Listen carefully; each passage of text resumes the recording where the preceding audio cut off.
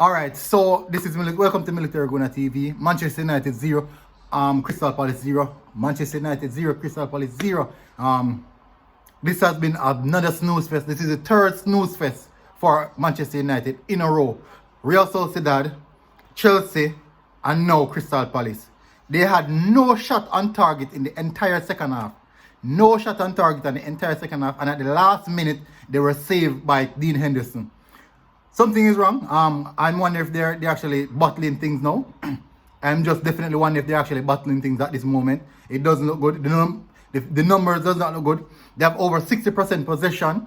Over 60% possession. And nothing from that. And I think the fans would be really upset with Ole Gunnar Solskjaer with his changes. You took off Fred. You took off Fred and bring on McTominay. A defensive midfielder change for another defensive midfielder change when you need a goal. And Crystal Palace weren't certainly at no point in time. Bring on Van der Beek.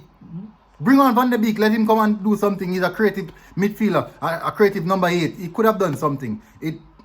I would be upset if I was a Manchester United fan.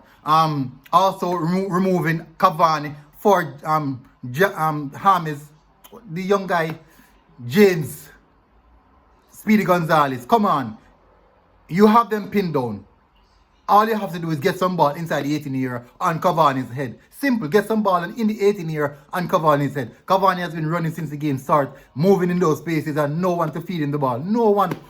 Rashford, each time he gets the ball, he picks it up, goes to the wing, goes to the byline, then plays it back. He tried once to get the ball into the 18 yard area and after that, that is it.